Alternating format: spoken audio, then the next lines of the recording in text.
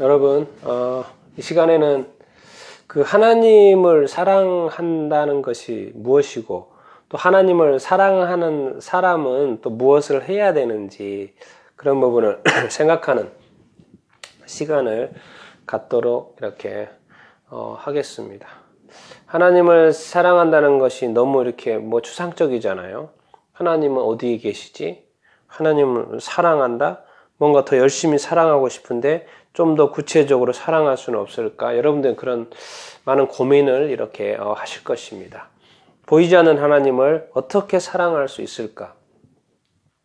그것을 한번 배워보도록 이렇게 하겠습니다. 여러분, 이제 결론부터 말하면은 하나님을 사랑한다는 것은 무엇일까요?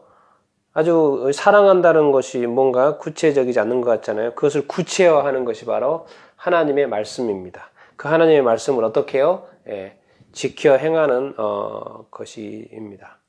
이 부분을 제가 설명해 보겠습니다. 자, 여러분, 구원, 하나님께서 이스라엘 백성들을 이렇게 구원을 이렇게 하셨습니다.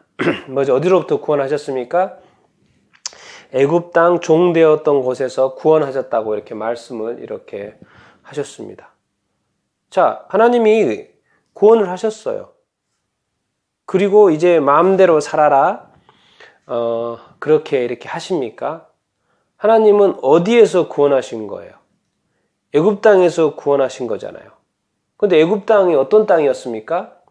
이 우상 숭배가 가득한 땅이었습니다. 꼭 세상에서 꼭 악과 정말 타락한 그런 세대, 불법이 가득한 그 애굽 땅이었습니다. 그래서 이스라엘 백성들을 이렇게 구원을 이렇게 했습니다. 그래서 구원해서 이제 이스라엘 백성들을 어디로 이렇게 데려갑니까? 이제 가나안 땅으로 데려갑니다. 가나안 땅으로. 근데 가나안 땅에는 또 누가 살고 있습니까? 이 가나안 족속들은 우상 숭배하는 민족이죠. 그리고 악하고 타락한 세대예요. 자, 애굽에서 구원을 받아서 가나안 땅에 들어갔어요. 그런데 거기 갔더니 애굽이나 가나안이나 똑같은 세대예요. 그러면은 애굽에서 구원받은 백성이 장소만 옮겼지 동일하게 타락한 우상 숭배가 가득한 땅에 살게 되는 꼴이 되는 거죠. 그러면 당연히 이스라엘 백성도 구원은 받았지만 삶은 다시 우상 숭배로 갈 확률이 아주 높다고 이렇게 할 수 있겠죠. 그렇기 때문에 이제 구원 받은 이스라엘 백성들에게 있어서 이제 뭔가 중요한 한 가지가 이렇게 필요합니다. 왜? 이 세대, 악하고 타락한 우상 숭배가 가득한 이 민족들 세대 가운데 뭔가 구별된 삶이 필요하지 않겠습니까? 그 구별시켜주는 그것이 무엇일까요? 그게 바로 법입니다. 법. 자, 우리나라도 대한민국이 1948년에 이제 생기면서 대한민국이라는 국가가 이렇게 탄생하면서 가장 먼저 이렇게 만들어졌습니까? 헌법이죠, 헌법. 우리나라가 헌법이 이렇게 만들어졌습니까? 만들어지지 이렇게 않았습니까?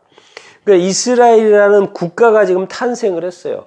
구원받은 이스라엘이라는 국가가 이렇게 탄생을 했습니다.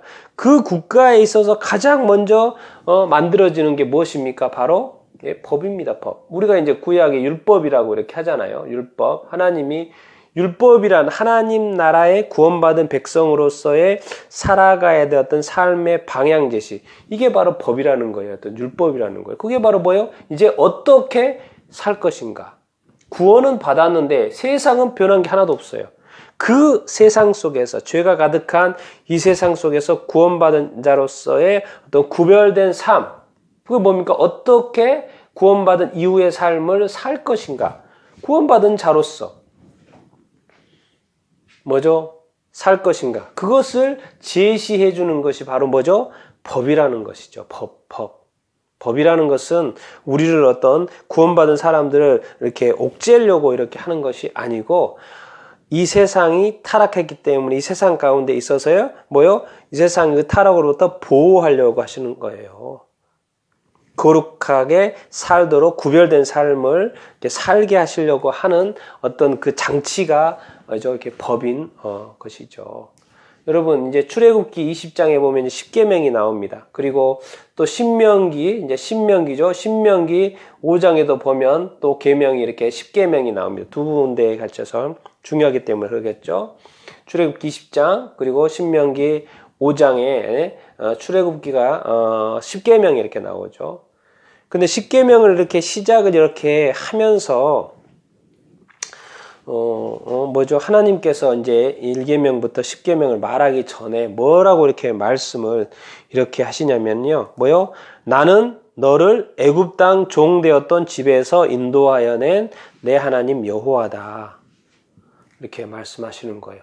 뭔 말입니까? 먼저 관계 설정을 하는 거죠. 내가 누구냐? 너희를 애굽 땅 종 되었던 곳에서 구원하여 낸, 인도하여 낸 하나님 여호와다라고 하나님의 자격을 말씀하시죠. 자격이란 건 뭐예요?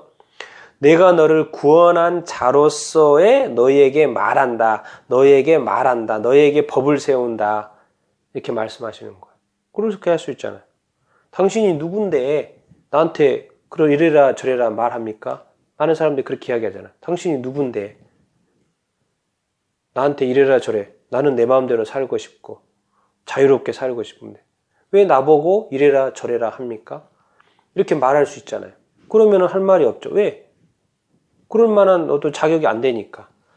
그런데 우리 하나님은 그럴 만한 자격이 이렇게 있죠. 왜? 그래서 예수 말씀하시는 거예요. 나는 너를 애굽 땅 종되었던 그곳에서 너희들을 인도하여 낸 하나님이다. 그렇게 말씀하시는 거예요. 그렇게 말씀하시는 건 나는 너희에게 뭐예요? 말할 자격이 있다라는 거예요.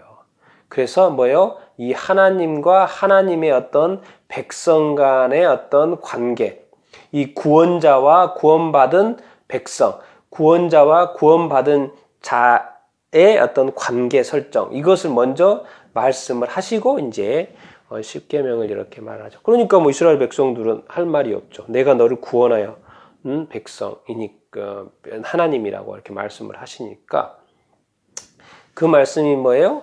이제 나 외에 다른 신들을 두지 말라. 예, 하나님이 구했잖아요. 다른 신들 안 된다. 그리고 너를 위하여 우상을 만들지 말라. 이렇게 이렇게 하십니다.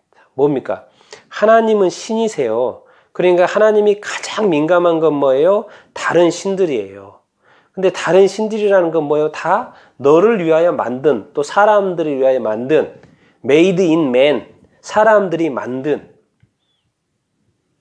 그런 어떤 우상들인 거죠. 그러니까 나 외에 다른 신들은 안 된다. 이렇게 말씀하시는 거예요.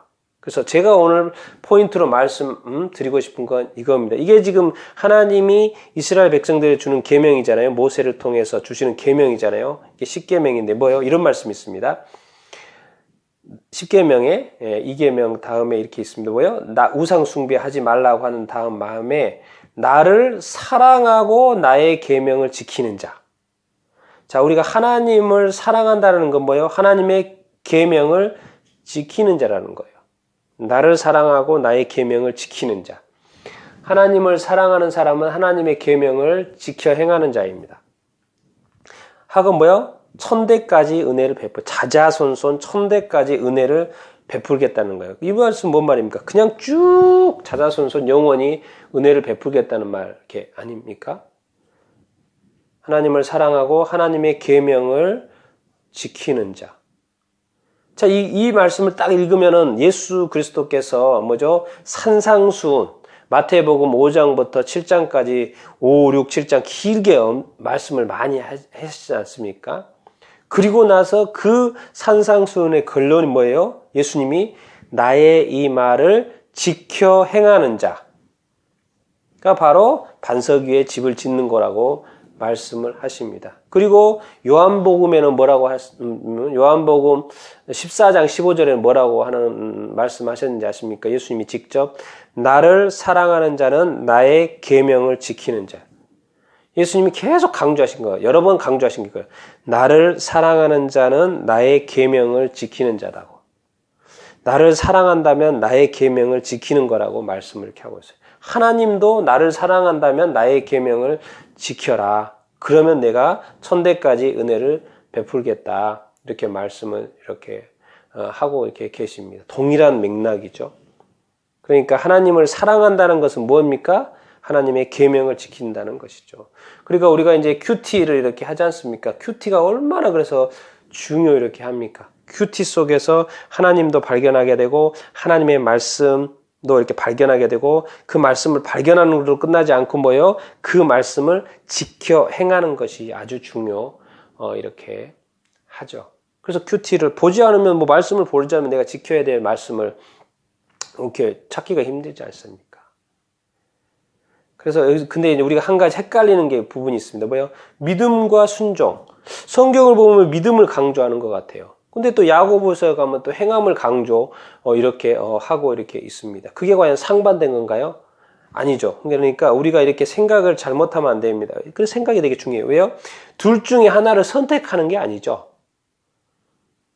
뭐예요? 이것은 순서입니다. 순서.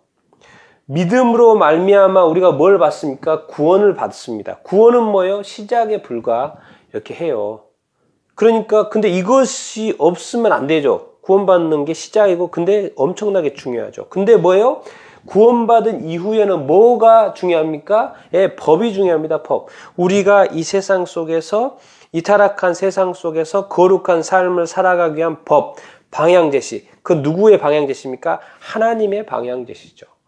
구약시대는 하나님이 직접 말씀하셨고 신약시대는 예수 그리스도가 이 땅에 오셔서 말씀하신 그 말이 중요하죠. 그래서 믿음 다음으로는 구원 다음으로는 구원의 삶이죠. 구원의 삶은 무슨 삶입니까? 준법이에요. 준법.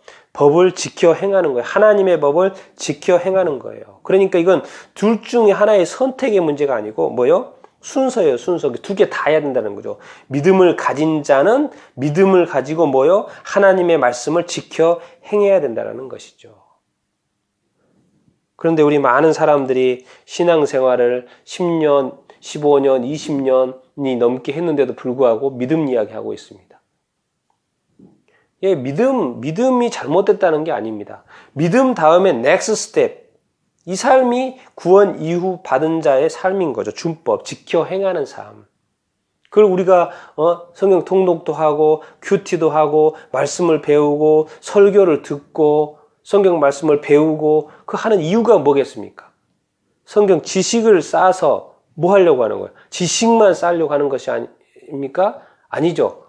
지식을 쌓아서 뭐 하려고? 그것을 삶 속에서 풀어내려고 하고 삶 속에서 지켜 행하려고 이렇게 하는 것이죠. 그래서 하나님을 사랑하는 사람은 뭡니까? 예수 그리스도를 사랑하는 사람은 하나님이 하신 말씀을 뭐요? 지켜 행해야 된다라는. 그래서 이 법이 그렇게 중요하다는 것입니다. 난 여러분들이 이 하나님이 왜 이 성경책에 이런 말씀의 어떤 법들을 이렇게 주셨는지 우리가 기억하게 되기를 바라고 또 하나님을 사랑한다면 이 하나님의 말씀을 지켜 행하는 사람들이 다 될 수 있게 되길. 그래서 이 하나님의 축복을 자자손손 누리는 그러한 삶을 살 수 있게 되기를 축원합니다.